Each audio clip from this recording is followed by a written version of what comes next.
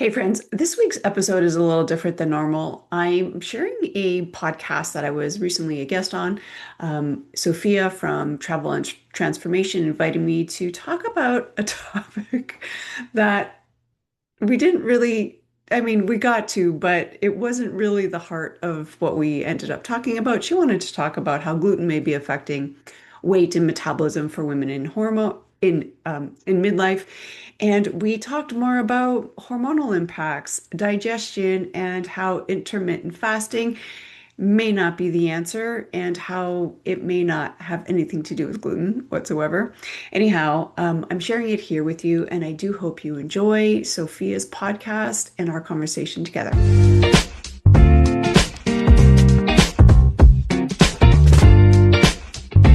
Hello, everybody, and thank you so much for tuning in to the Travel and Transformation Show with me, your host, Sophia.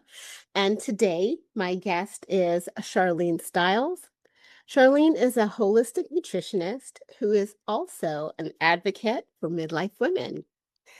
Welcome, and thank you so much for being here today. Thank you, Sophia. Thank you for the invitation. Nice to be here. So, tell us a little bit more about you and your journey to getting to where you are now, because they don't know the backstory. So I'm going to let you tell the Right. backstory so Right. we can get to know you a little better. All right. I'm going to take the express route in this story. But the story really started when I was a financial advisor for much of my life and living very imbalanced and unhealthy, if anyone can relate to this, in go mode, stress mode, building a career in a very corporate world dominated by men. Not that not that the men were making it the issue, it was the actual industry and the way that I was going about living a life in the corporate world was a big catalyst for my own imbalances and my own health issues. Mm. So during the time, I had some issues going on that made me explore different options, and no conventional method was able to clear things up for me.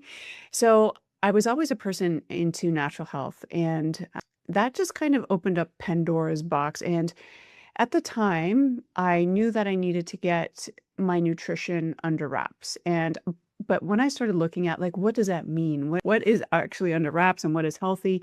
Everything was so conflicting. So and confusing. And it still is today.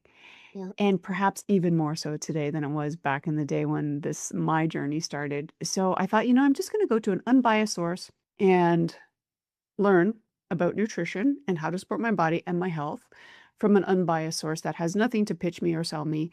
And I didn't know any other way than to go to a nutrition school. So I did that while I was working full time. I drove to Toronto and part time and started studying nutrition. So that's really what kind of opened up Pandora's box for me. And once I got there, my mind was like literally blown wide open.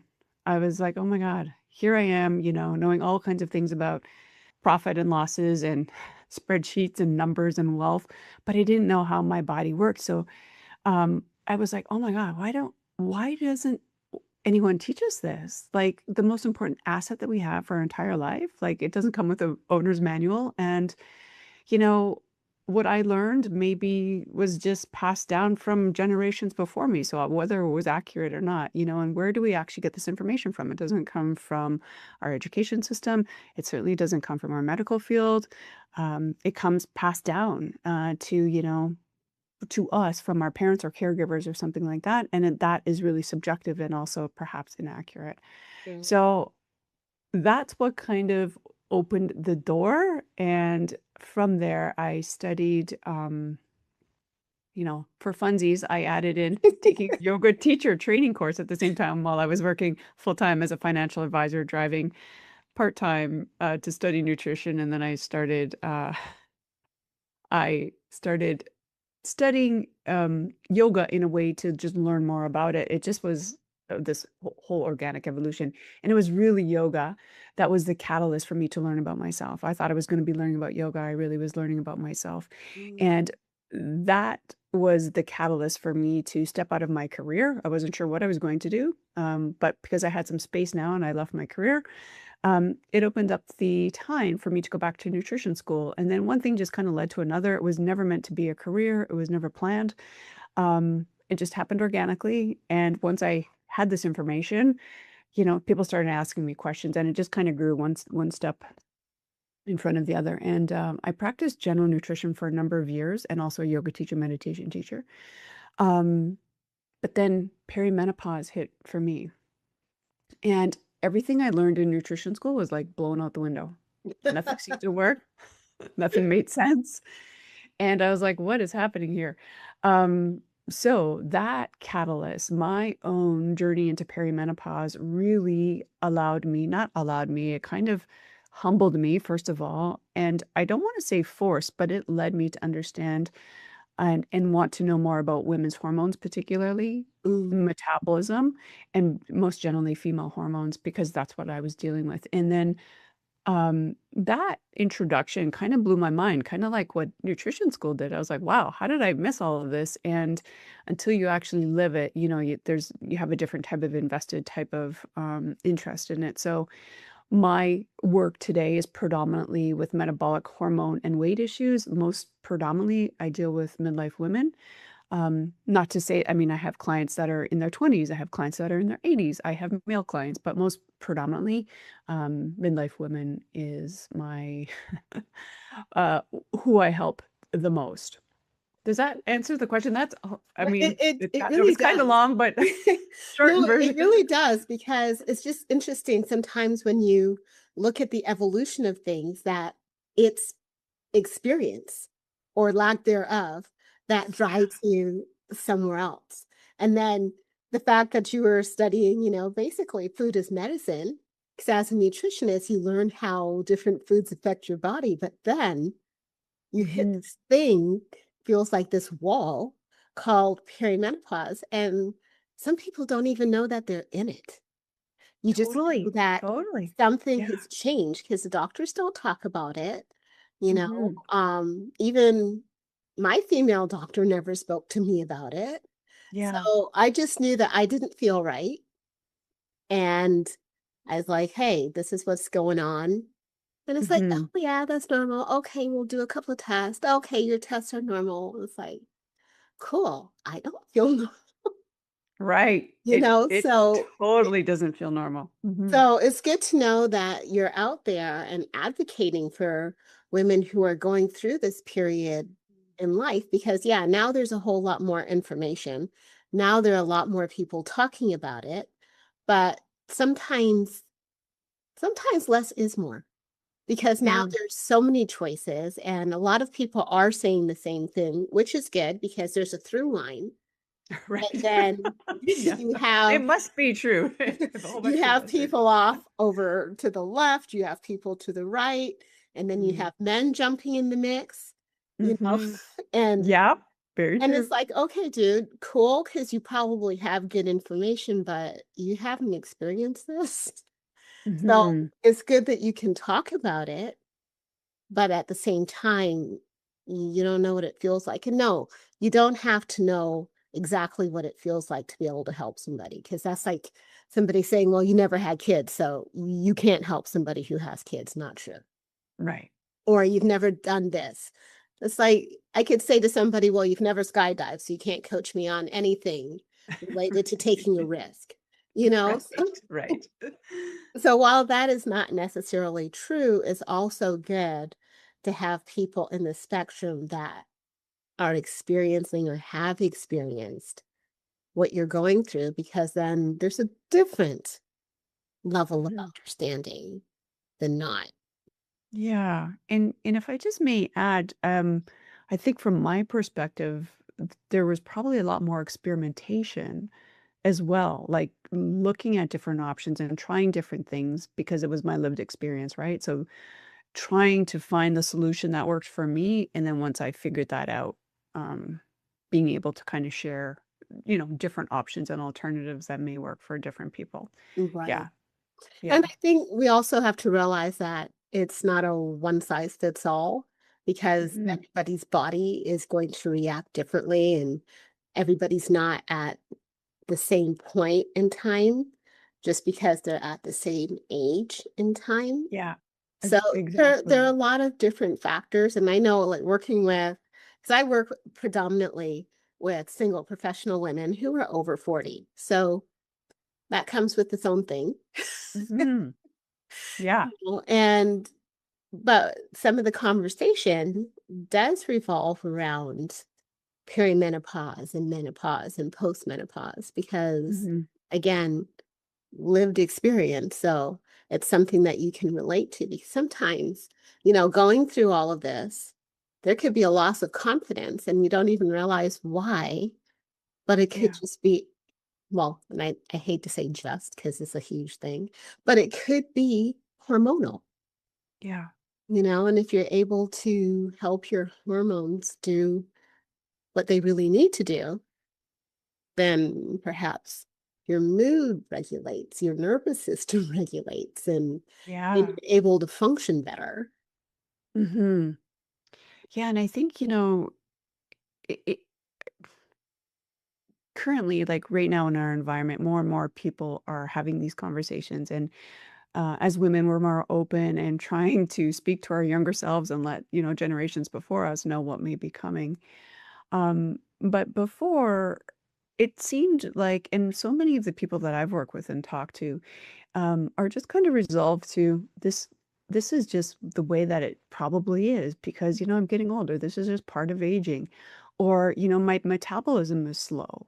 Or things have changed with age, and that's what affects my metabolism and my hormones. And this is just part of life. So we kind of adapt, and as humans, we're really good at adapting, which is beautiful.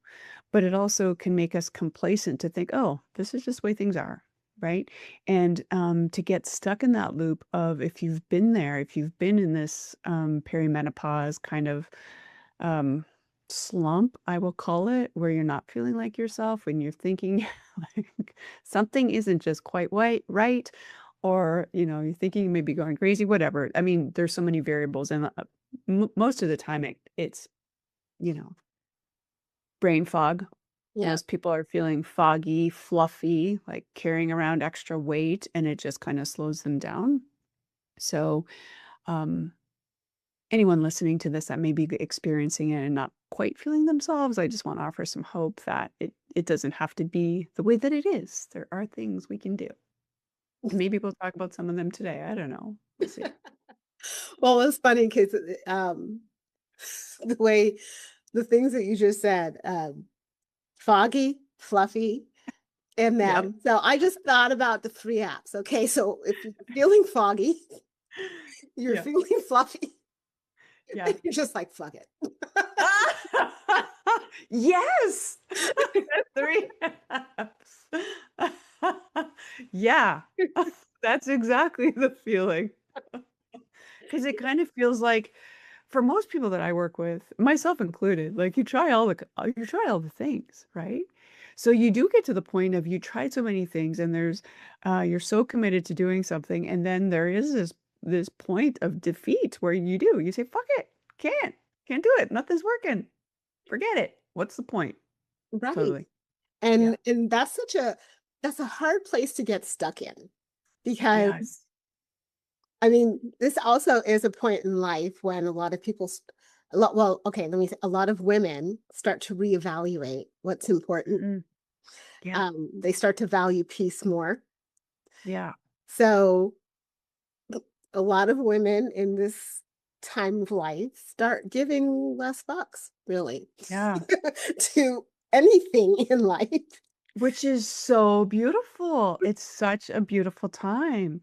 And this is where, I mean, I see this all the time where women really truly step into their power. They say what they mean. There's no messing around. There's no beating around the bush anymore. Like, yeah, there's something very, yeah, magical and powerful about a woman that is like, I am here. Right. Because I talk about slaying the good girl and good girl syndrome. And one of the things Mm, is, really just being a good girl and not necessarily saying what you mean and people pleasing and trying to be the best and trying to be nice. nice and Not a bish. Yeah. perfectionist. all of that. And I do say that I'm a recovering perfectionist because it still shows up every Me now too. and then, but I Totally, get to call it totally out. guilty. I get to call it out. It's like, wait, Yeah. you're doing the thing. Step back and let's slay that. Yeah, I love that. I love it. um, Slay it. but yeah, it is a beautiful time of power to really Mhm. step into it. The and and one of the ways to really step into it is recognizing what's happening Yeah, and then making a conscious choice to, make that line in the sand and say, you know what, this isn't working for me anymore. And so you get yeah. to step over that line in the sand. And then once you step over it, that's a choice. And then you start making different choices. So, Mhm. with what you do, I think with the nutrition part, it really is about making different choices and experimenting with what works with your body. Yeah, there's a couple of things too that I would love to add to that. So, yes, we're all, unique in terms of our, biological needs, bio-individuality. So truly finding something that does work for you is super important. And it's so interesting. It's the wrong roads that lead us to the right roads, right? So whether we look at this from even the invention of whatever, the light bulb or the airplane, right? All the failed attempts, all the things that were tried and learned from lead us to the right answer. And same with our own health. I liken it to almost dating too, right? All the wrong guys or wrong people lead you to the right one, right? So you know what you don't want. So part of that is sadly us experimenting to see what does and doesn't work, right? And to keep coming back. And when I have new clients working with me or that we're talking about or exploring working together, it's one of the things that I often congratulate the hardest is that despite all the efforts, all the commitments someone has made and is futile, nothing works. It can be so defeating and you can get to what you just called the fuck it mode and say, screw it, nothing's going to work and give up. And yet the people that I talk to are still resilient. There's still some glimmer of hope that something may work because living the way that they are is so uncomfortable that even though nothing has worked, they have all this evidence that shows them nothing they have tried has worked. They still have some kind of belief that there may be something out there. And this is truly how most people find me, right? They've tried a million other things. And I think that's part of it, sadly, is that experiment to know, okay, that doesn't work. And to find a path and carve something out that truly does work for your own, preferences, lifestyle, etc. And in my opinion, my hope for everyone really is finding something that's sustainable and not temporary because what that does, in particular as a nutritionist, right? I'm dealing with a lot of food. Food is the foundation. It goes much deeper than that, but food is truly the foundation. So when we're embarking and doing something temporary and then you give up and you revert back to old ways, then that Mm, feels like another failed attempt. yeah. So it's really to find something that is sustainable for life and your lifestyle and your preferences, right? So that you can commit and have something that, you know, you don't have to keep circling the same issues for years and for some people decades. Like just get that monkey off your back and yeah, so sustainable is, I would say, the thing to be in search of. Definitely. I agree because I know I've tried a ton of things, that I can do them for a good 6 weeks, 12 weeks, and then I Mm, start falling off because for me, it's not sustainable for my life, yeah. you know? So I completely agree with you that doing something that is sustainable for you and your lifestyle is really where it's at. So I know like we Yeah. still And can if I just may add on to that, Sophia, I'm sure. sorry. I'm You so know. excited. Um, it speaks to a really important point, and much of the work that I do, and very early on in my career, I realized that, why people are coming to me, it's really not about the food at all. Like once what is supportive, and it's different for everyone, and we can talk about that, but um, knowing what to do is not really the issue. It's about changing patterns and behaviors. Mhm. And this is such a big part of the work that I do. So very early on in my nutrition career, I realized, oh, this isn't about the food at all. It's about behavior and mindset, right? And yeah, lifestyle patterns. So I am an accredited life coach, but a lot of my work is behavior and mindset change. And how do we um, rewire some of the patterns and behaviors and thought processes that we can make something sustainable? So it really does go hand in hand with the nutrition because I can give probably a majority of the people a perfect nutrition plan specific to their body, their biochemistry, to balance their hormones, to balance their blood sugar, to burn fat, all of that. Easy, easy for me to do. Very scientific approach. But to follow it, that that is the work, right? That's the Right. work. But it has Well, to be sustainable. Back to your point. Totally. so one of the things when we spoke about it before, you sent people for blood tests, Yeah. and I think now, and I completely agree because as a life coach, definitely I'm always talking about mindset and Yeah. behavior change, right? Because as you change your behavior and you step into new identities, and then you start integrating that new identity, then things really do start to shift. Mm-hmm. And I think sometimes though, depending on your mind, because if you're one of those people who have a very analytical mind, you're always thinking about, well, why does this work? Yeah. Why should I Yeah. do that? So Right. what's the point? And if those are the type of questions that you ask. I think like doing a blood test and having it come back and you see what all your different markers are, what this and that is, and then you Mm-hmm. say, okay, Mm-hmm. what you need to do based on this. Yeah. So you have your science, then Mm-hmm. then the mind gets something to do because Right. like, oh, okay, well, let's look at this. We'll work on this, and we'll absorb this stuff. Now your mind's happy because you got to analyze the whole everything.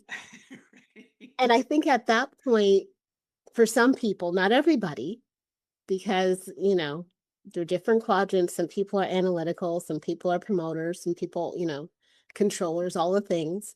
But I think if you're analytical and or you're a controller, having the science to back it is really going to help because you know why you're doing what you're doing. Exactly. Exactly.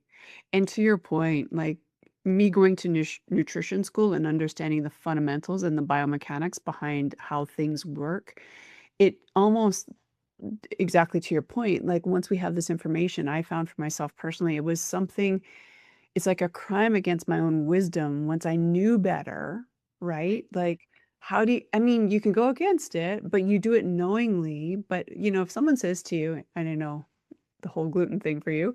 If someone says to you, just don't eat gluten, you're like, well, why? Until you actually can feel it or know. So that educational piece, I think, is a really big, yeah, support and helpful, at least for me with, and you're right on the nail, the analytical mind. Once I understood the mechanics of anatomy and biochemistry, yeah, very helpful to know why. Yeah, and I know there's still so much more that I need to figure out, but I went and I did get my DNA done, so I got to see what different markers are in my DNA. And Mm, but also, I mean, I am a big believer in the biology of belief. I don't know if anybody knows Bruce Lipton, but yes, of course. Yeah. I do believe that just because it exists, it doesn't mean it has to prevail. Agreed. It And doesn't pull the trigger. It does not pull the trigger, right?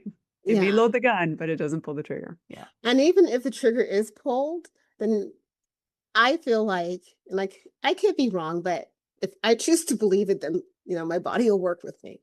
That you can do the matrix thing where you see you see, the trigger's been pulled, the bullet's coming, and you just And like you can just move. go back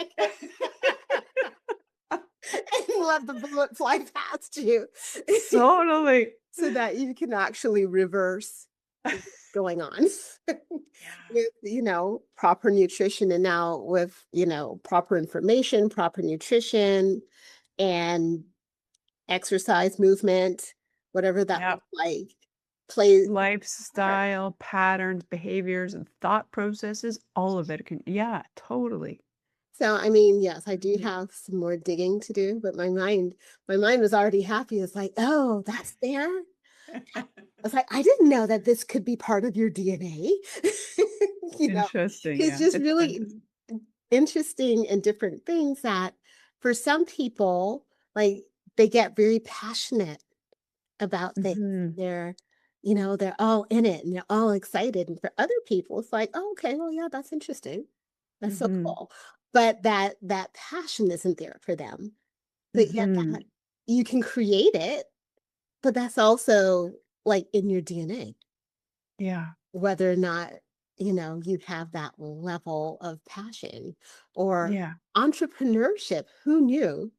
Right, That right. isn't actually in your DNA. Now, it doesn't mean that if it's not in your DNA that you can't be a successful entrepreneur, or that if it Mm, is in your DNA that you're going to be a yeah, successful entrepreneur. But just knowing that that's a marker, it's like, right. oh, that was pretty cool. My mind And was I like think all over that. It's like, wow, I'll start seeing all the different things that are markers in your DNA. And obviously, I mean, I didn't get everything tested. The company I went to just, they do a subset of tests. And right, like any other company who wants repeat customers, if you want to know the other stuff, you pay more. of course, yeah, yeah. But But yeah, fun to see, yeah. it really And, is. I think to your point, like, even though it's, the fabric of who you are, whether you choose to go down that road or not, right? Yeah, exactly. Yeah, so So, you were asking me about the blood test. I don't know if we finished that kind of thought. Was there well, yeah, tell us a little bit because then I just jumped into my whole DNA thing, but because again, I find it very interesting, but let It us is know, fascinating. like, what kind of blood tests that you send people to do and how you help them to read it and all of that Mm, thing. yeah. So the purpose of the blood test is actually for us to create for a specified and very customized nutrition plan. So it's a simple blood test. We look at about 36 different markers and they're all interconnected and interrelated regarding metabolic function. So it's a little bit more comprehensive than what typical physicians are looking at.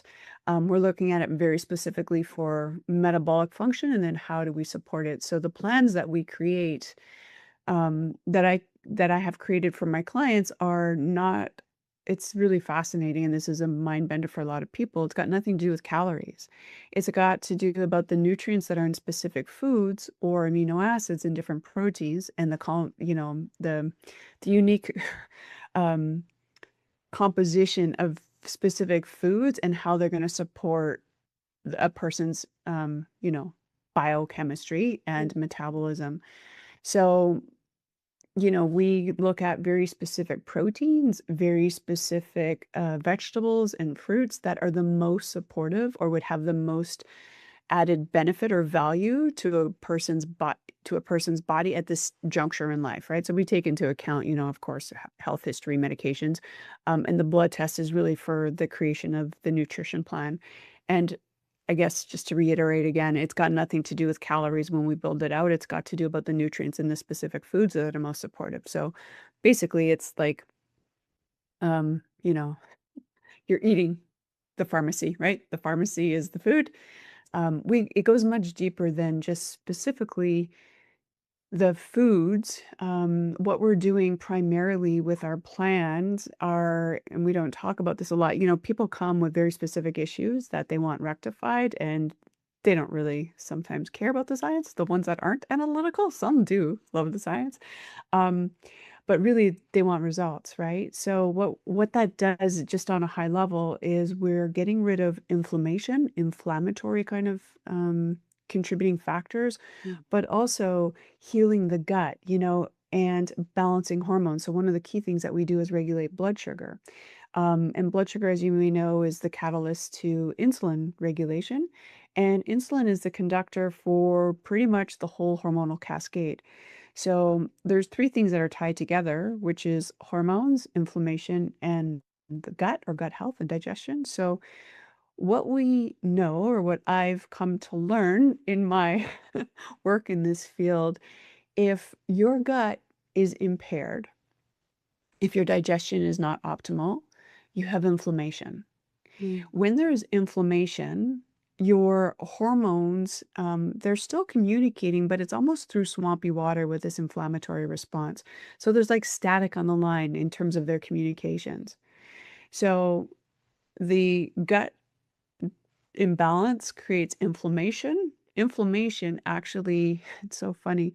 The more inflammation we have, um, we tend so fat cells create more inflammation too. So it's this really interesting kind of little loop. mm, So uh, I'll just I'll start again.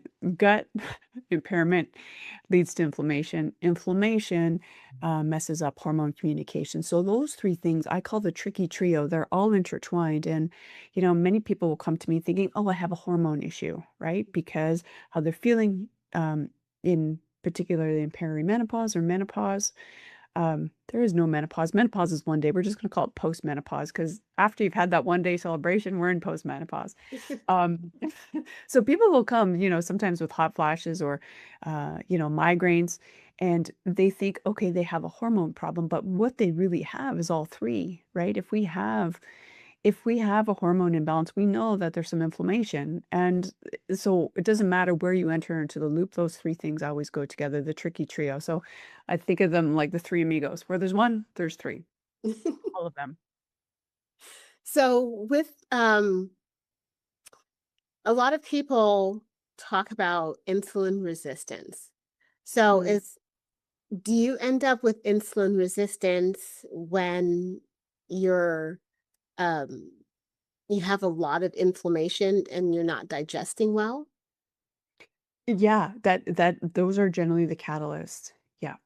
So what happens on a very high level when we eat, and particularly carbohydrates or glucose containing foods, um, without getting too much into the weeds, let's just say when we eat, the food gets broken down into glucose, right?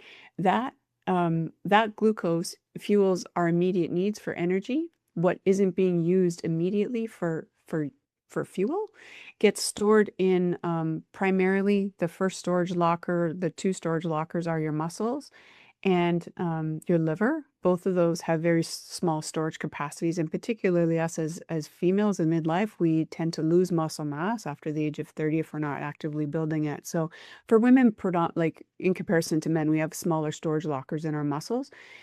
But either way, both those storage lockers are pretty small, the muscles and the liver.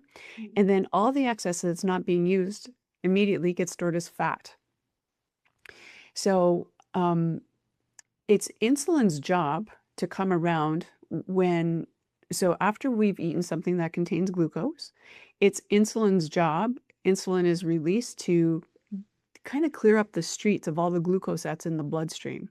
Mm, So on average, we have like 1 teaspoon of sugar or glucose in our blood at any given time. So when we eat things that are high carbohydrate or highly refined or turned quickly into sugar, just imagine, a chocolate cake, eating a big piece of chocolate cake. Like how much glucose um, is that converted to in your bloodstream? If we're only having 1 teaspoon generally in our blood at any given time, it's quite a lot. It can be up to like 8 teaspoons or tablespoons even in some cases.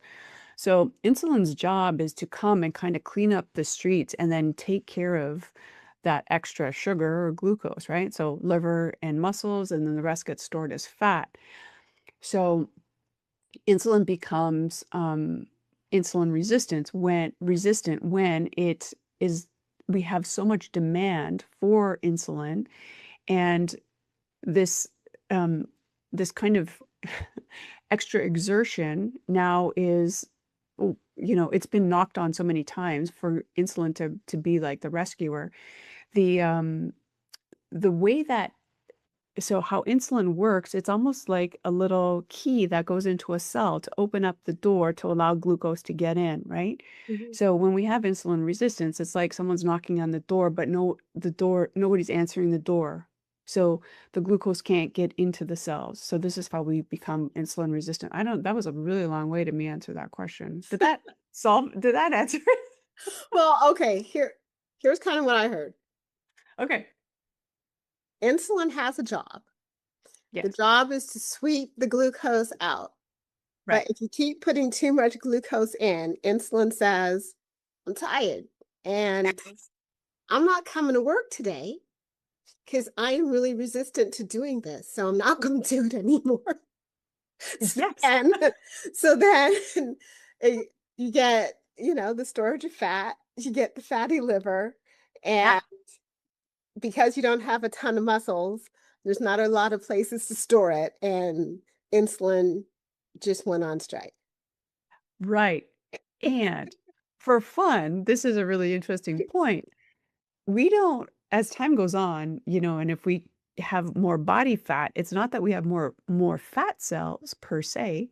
What happens is our fat cells just get bigger. So we don't increase in number, they just increase in size, Mm, right? So insulin, the way that I consider insulin is a fat storage hormone. Even though yes, its primary job is to deal with glucose, but it's just making sure it's like the traffic controller, right? It's got all this sugar to deal with, and it's like, where are you going to go? Oh, you're not needed over here, not needed over here. We're going to store you for later, but you keep eating, so we never get to get out of the storage locker out of the fat. So it really is a fat storage hormone. Interesting. wow. See, and I never, I mean, heard it all different ways, but never kind of related it that way. I like your analogy. I'm just not coming to work today. I'm tapped out. I'm So out. it's like I'm burned out. I'm going on strike. You're asking me to do too much. I can't do it. Yeah, that's exactly what happened. But I mean, when you really stop and think about it, how many women have you worked with who said that? It's like I'm burned out. Right. I am ready to tap out right now because they're Totally. asking me to do too much. Like I'm Yeah. doing the job of like three people right now because I don't want to hire anybody. Right. So it's like your insulin is like saying the same thing.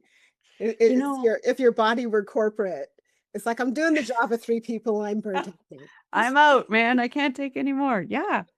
And it's so interesting. And on that line, I think it's helpful for women if this is who's listening to our conversation. Hello there, if you're listening. Um, the other thing that happens um as we enter into midlife, our amount, like our adrenals are, as you may know, are responsible for helping us produce cortisol and manage stress, right? So, what happens when we live chronically stressful lives that just become our norm? There's a lot of work that is being asked of our adrenals to perform, right? Producing this high levels of stress hormones all the time, and just managing life. But when we enter into midlife, the role of our ovaries as they retire, their job gets passed on to the adrenal glands. Mm. Isn't that fun? Right? So, ovaries are, there's estrogen production and a whole other bunch of functions, but their work is now passed on to our adrenal glands. And this is why some women feel the impacts of perimenopause and menopause so much more deeply, right? Because all that extra work now pushed onto the adrenals, who are the workers that are overworked already. I was like, I'm tapped out, man. You're asking me to do more? Are you kidding me? I can't. I can't keep up. I can't keep up doing what I'm doing. Now you want me to do another job. Right. So it's really interesting, right? At this juncture of this intersection of midlife, all of these things are happening at the same time, plus so much more as our hormones change. But just in relation to what you were saying about the worker that's overworked, our adrenals are part of that. Which I get now makes sense why a lot of people have adrenal fatigue because Yeah. the adrenals are now saying, hey, you're giving me the job of two other functioning organs, and you Yeah. want me to do what? Yeah, I've already been working 24 hours a day, and now I mean, got nothing left to give you. Yeah, it's exactly what happens. So, From a, and I don't know if you can answer this because it's a generic question, but may not be a generic answer. For people who are suffering with adrenal fatigue and insulin resistance, what are maybe some tips that they can start with so that, you know, insulin comes off strike, adrenals Yeah. get back online? Yeah. I think it's a really valid question and perhaps not so black and white, but there are so many contributing factors. Um, and I would say, it's taken probably a few decades to get to that level of, yeah, I would say burnout or exhaustion or whatever stage you would be at. It's not a quick fix. It's not like one magic bullet, just do this one thing. There are many small things that can contribute. So when we think about one of the, to be alive and a human, we're dealing with stress every day, right? Like none of us are getting out of here without being stressed. And interestingly, I said earlier how adaptable we are. Like we forget that a stress can be sitting in a warm home and stepping outside into a North American winter in the cold, right? At whatever, 0 degrees or minus 20 degrees or whatever it is. Like that's a stress on the system, right? It's a good stress. Your body knows how to rebalance and recalibrate itself.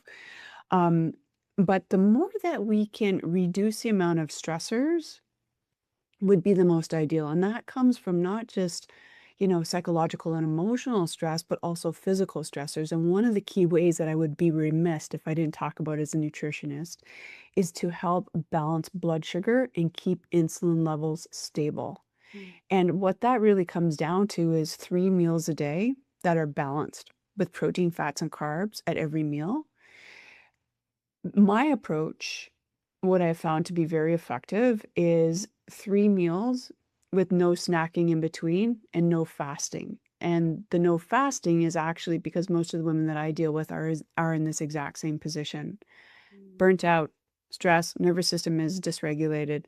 So going long periods of time without food, and then if we comprehend that or make that um, even more exaggerated, working out on an empty stomach, right? mm, Because they mhm, feel like they need to lose weight. We're just adding more stress. So 3 meals a day, balanced protein, fats, and carbs, five-ish, 4 to 5 hours apart with the meals and no snacking in between. Being hydrated. I know it sounds so basic and so simple, but basic hydration, right? If we're dehydrated, the body has to work so much harder. mm, Um, and it creates another stress. So when we can think about all the little tiny things that can contribute to our nervous system feeling a little bit more regulated, starting with food and what we're putting in, obviously, taking out things that may be causing inflammation or gut dysbiosis or trouble with our digestion. mhm, Those are all really key components, I would say foundational. But I'm sure this is what everyone's heard before, and perhaps the knowledge isn't the problem. It might be, I don't know. But it may be the execution of the knowledge. Like, yeah, yeah, yeah, I know that. And I hear that all the time. Yeah, yeah, I know. But doing it, right? Doing it. mm, That is our work. Knowing and embodying something very different. But sleep, you know, re, you know, aiming for quality, consistent sleep, regular wake times, bed times, and how we can support our own internal clocks, our circadian clocks, is cutting out screens at night. A couple hours before bed would be most ideal. Getting exposure to morning sun as soon as we wake up, sunlight in our eyes, it's triggering our own. What it does, first of all, is it gets our cortisol levels to come up first thing in the morning when we need to kind of get going and get moving. And then as soon as sunlight hits our eyes, it's also triggering our own internal clock for when melatonin, our sleep hormone, is going to kick into gear and help regulate. So, those kind of basic foundations of anything we can do to mitigate the amount of stress that our body is under, our nervous system deals with. And I mean, there's so much more, right? When we talk about interpersonal relationships, also how we talk to ourselves. Like these are all little things, but from a nutritionist, I would say those are the foundational kind of lifestyle body supporting mechanisms that we can do to control or at least mitigate the amount of stress that we have to endure. Does And that some of what you said, well, all of what you said is really interesting, but like I've heard several different people talk about intermittent fasting for women. And Mm, you, on the other hand, would say, no, don't do that because your body needs food. So eat mhm, 3 good meals a day. yeah, So I find that interesting because, of course, it's a direct contradiction to yeah, what certain doctors are out there saying. yeah, So I think, and I really do think that's part of where some of the issue lies. It's like, who do mhm, I listen to? It's like, yes, I want yeah, to listen to my body, but if this expert is saying do intermittent fasting, and this expert is saying, no, eat 3 solid meals a day and don't snack, who do I listen to? Because how do I know which one's going to work with my body better? And even taking that another step further is talking about being gluten free. Because some mhm, people, they don't have celiac, but they are sensitive to gluten because, mhm. well, at least gluten in the North Americas because we have Frankenwheat. Yep, At least that's what I call exactly. Yep, it. that's it. That's what we call it too. Other countries don't have Frankenwheat. They Yeah, have like literal wheat that goes back to ancient times and they haven't mhm, messed with it. So yeah, some denatured it. people talk about, yeah, I can travel and eat Mhm, all the things that I can't eat at home. And yeah, the dirt's different, the wheat's different, all the things are different. yeah, So that plays a part. So when mhm, you're getting all this conflicting information, it's really yeah. hard to make a decision. Sophia, I totally agree, and I just wanna kind of reflect back to what you said. I think you have the answer, and if everybody could listen to this. You said, "This expert is saying this, and I'm conflicted, and if I just asked my body" and what if we did that? What if we just shut out everything around us and just really tuned in and asked ourselves and asked our body truly? What ends up happening, I think, in the work that I do anyhow, is we tend to answer questions cognitively with our mind and not with our body, right? We're Mm, not listening to our actual body. We're so disconnected in so many ways, distractions, external world, that we don't really have a conversation with our body. And a lot of the work that I do is to I'm sorry if you can hear my dog nesting. She's scratching the carpet trying to nest. I'm so sorry if you can hear that. Um, just know she's a cute little white purse dog trying to nest on my shaggy carpet. Um, Coming back to like the body is always communicating with us using symptoms, right? Always. Our body doesn't use words, it uses symptoms. So the hot flashes, the headaches, the inflammation, the gut pain, the gas, the bloating, that all of it, all of those things, headaches. It's all a conversation with your body trying to get your attention, right? Our job is really to one, hear it, listen to it, and then two, to code what the heck is it saying, right? So we tend to outsource our own intelligence and our own resources and knowledge based on what's everybody else doing, what do they say, and overriding what we actually may think. So I just want to echo what you said. Like, if we could really tune in and have a conversation and listen to our own bodies, it knows. It knows. It's trying to tell us all the time. It tells us very subtly sometimes really loudly, but right? if we just pay attention, that is the true answer.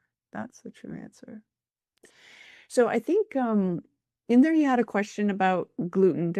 Is that right? There was a question about gluten in there? Well, a question sort of, but I think I made more of a statement about, Okay. some people just being more sensitive to gluten than Mhm. others. And it's kind of just by virtue of the fact that a lot of the food that we're eating is not pure anyways. Um, Yeah. Well, there's that. There is that. but there's a whole, Definitely. I think that's a whole other conversation for another day. So Yeah. maybe we Agreed. don't touch on that now. Agreed. One of the things I was thinking though, if you do gluten-free meals, um, or if, based on somebody's blood test comes back and says, hey, you know what, you probably shouldn't be eating wheat or things that contain gluten, because lots of things that are not wheat do contain gluten, like some Mhm. oats contain gluten, Yeah. rye has gluten. Like there's a lot of stuff that has gluten, and Yeah. there's a lot of food that has wheat in it that you wouldn't Mhm. think about. Yeah. So I know I'm pretty sure I'm gonna go out on a limb and and say that you tell people read the labels of whatever you're Okay, gonna buy. this is a great conversation. The co okay. So my ideal scenario would be for every single one of my clients to never read a label ever. Period. Mic drop. Right there. Just don't read a label. And the reason is, if you're buying whole foods in their natural state, there are no labels. Sure. It's going to tell you where it's from. If it's organic, that's it, right? You go buy a piece of steak, a piece of chicken, an apple, some broccoli, right? There's nothing. An apple's an apple, broccoli's broccoli, that's it, right? So you never have to eat or read labels with my approach. And I know that sounds kind of perhaps counterintuitive and also perhaps with the fasting aspect, but from a gluten perspective, I do wholeheartedly believe we should be able to, as humans, ingest small amounts of things in moderation that aren't toxic and aren't going to kill us without any ramifications, right? Mm, The problem is, you're right. Our wheat in North America is not wheat. It's been engineered to withstand droughts and different chemicals and to grow in very tough conditions. So it makes our our digestive system, very compromised to be able to digest it because it doesn't recognize it as a whole food, right? So that does create inflammation. But if we were just eating that kind of Frankenwheat periodically, we're probably not going to have an issue, right? But it's the amount and the sheer volume that we're subjected to, mhm, right? So if someone is struggling with gluten, um, for sure they have inflammation. For sure they have some gut issues. And if anything, if what I say is true, then we know we probably have some hormonal issues and all intertwined in there, right? Because of the inflammation, the gut issues. So, my approach specifically is not to have things that are gluten-free in the sense of a replacement, because a lot of the gluten-free products that are out there, as you know, have been processed. They yeah. have fillers. They also are very irritable to our digestive tract. And it's not really solving the blood sugar issue, right? The glucose thing. It's not. Mm, So my approach for things that have gluten, some people will have oats recommended on their nutrition plan. Um, and most people, unless they have like, some severe gluten or celiac, are they can actually tolerate a real whole grain sourdough rye. And the reason is rye does have a little bit of gluten, as you know, but it's not denatured. It's the full grain. mm, So most people that are gluten kind of sensitive can digest and process the sourdough rye.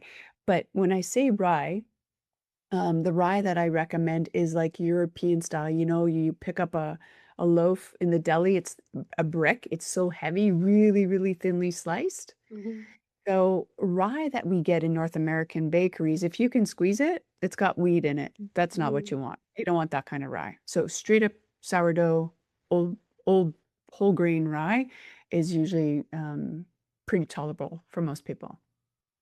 Wow, okay. See, Mhm. I learned that. I had no idea. So now if people wanna find you, how can they find you if they wanna work with you and or, have more conversation around their health? Yeah, I do have I do have social media accounts. I don't hang out there very often, intentionally anymore. But you could find me on Instagram as nutritionist_Charlene Styles, Charlene with an S. I also do have a website that's probably an easy place to find me, Pure, Pure, naturalhealth.ca. I'm in Canada. I can also leave you perhaps, Sophia, my YouTube channel. There's some some videos on there, some informational videos. So I would say probably the most direct way would be my website. It's probably got the most amount of resources and some fun recipes and blog posts, etc. Yeah, I would say that. Okay. Well, And perfect. actually, on my website, you can find a free meal plan, a 5-day, sorry, it's a 7-day meal plan. I think it's on there now. A 7-day meal plan if you wanted to, know where to start and how to balance blood sugar and hormones. Oh, It's I a love great place to that. start. Thank you. Yeah, sometimes it's it's the meal planning and prepping that think, well, okay, not speaking for anybody else, speaking for me. Sometimes it's the meal planning and prepping that is my downfall because I think I know what I want, and sometimes I even buy the stuff, but because I don't Mhm. prep it, it's not available to me when I'm hungry. Yeah, and So I that's made the something worst. different. Yeah, and to cook when you're hungry, like, I love to cook, but to cook when you're hungry, I don't wanna be in my kitchen all the time either. And Sophia, it's interesting. It's probably the most common obstacle for most people that I work with is, yeah, knowing what to do, but then the execution of actually doing it. And this is just a little fun tip. I don't know if anyone wants to give this a go. But one of the ways that we can kind of make this commitment using our executive brain is like pre-planning. So if you pre-plan the day before what you're going to eat the next day, Mhm. um, that's really helpful. So you're using your executive, rational prefrontal cortex of your brain versus the, limbic part of our brain, of survival brain that just wants immediate pleasure and gratification and use the least amount of energy. Right? Planning in advance is really helpful, but then the job is following through on what you promised yourself you're going to do, right? If I'm going to have yogurt and berries for breakfast, then you want to keep that word to yourself and have yogurt and berries for breakfast and then lunch and dinner. Right. Well, it has been such a pleasure speaking to you, and this conversation could go in so many different directions, but in the interest Agreed. of time, we'll have to do this again I and would love to. continue the conversation and take it in a different direction. But for now, everybody knows where they can find you on your website and get that 7-day meal plan. I think that's important. I'm going to go look for it myself. And it's just been a pleasure Fantastic. having you here. Thank you, Sophia, for the invitation. It's really great to be here, and I'd be happy to come back when the time's right. Okay, perfect.